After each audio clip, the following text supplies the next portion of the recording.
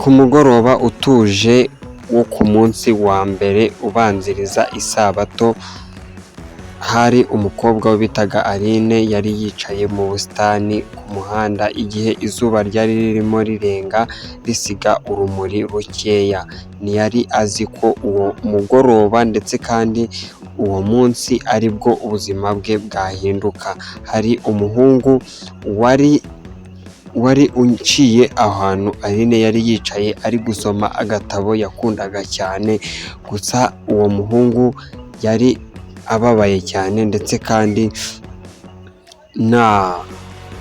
n'agahinda kenshi ndetse kandi afite amaganya bitewe n'ukuntu akazi atari yakabonye. Uwo munsi yari afite umwiko ndetse n'igipande ameze nk'aho ari umufundi, gusa Aline yegereye uwo musore amusomera agatabo, gusa ako gatabo ari cyo kahinduye kuri uwo muhungu. Gusa uwo muhungu bamwitaga Eric yakomeje gutekereza ibyo ako gatabo, gusa Aline yakomeje kukamusobanuraho, ahubwo uwo muhungu abwira Aline ati ni ukuzajya duhura kenshi ukambwira inkuru ziri muri ako gatabo.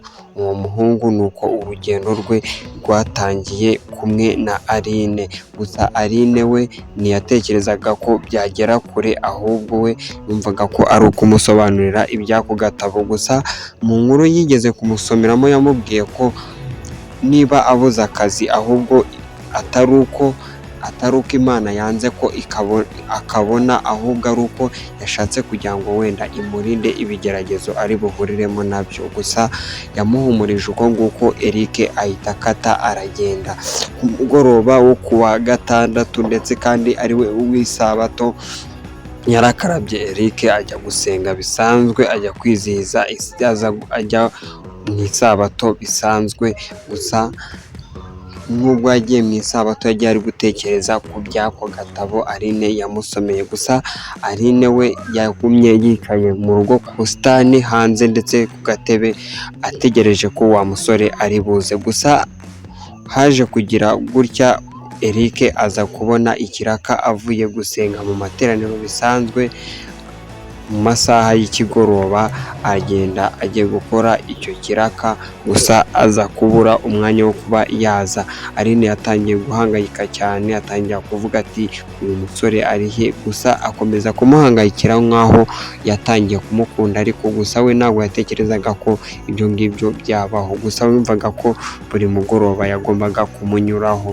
Gusa Eric yakomeje kujya mu kazi, atangira gukora akazi bisanzwe, atashye anyuze kuri bwa busitani aho yakundaga kubona Aline, asanga Aline yagiye. Gusa ariko yakomeje gutekereza ukuntu ari bubigenze ndetse n'ukuntu ari buryame atabonye Aline. Bwakeye mu gitondo cya kare aragenda yongera areba aho Aline yicara, asanga ntagahari. Atangira gutekereza ko uwo mukobwa yagiye atazongera kumubona, gusa biza kumukora ku mutima, kuryama biranga, atangira gutekereza ukuntu birimo kugenda. Gusa mu mutima we ntabwo yiyumvishaga ukuntu ari kubona birimo kugenda, ukuntu yari yatangiye kuba yaba inshuti n'uwo mukobwa. Gusa akanya gato yirangayeho ajya gushaka akazi ndetse kandi ajya mu kazi no kuba ataramusabye nimero nibyo byatumye ahangayika cyane kurenza ubuzima yabayeho, kuko niko yigeze kutuganirira atubwira. Gusa Eric yaje kuza biri ku mugoroba nka ya masaha yigeze kuziramo, asanga umukobwa yicaye aho ngaho ari gusoma ka gatabo. Gusa wa mukobwa akimubona ahita amusimbukira ndetse kandi aramuhobera. Amaze kumuhobera aramubwira ngo wari uri he ko nagutegereje nkakubura. Gusa umuhungu akomeza gutangira gutekereza ukuntu ari bubwire umukobwa, amubwira ko ari iminsi yari ahugiye mu kazi.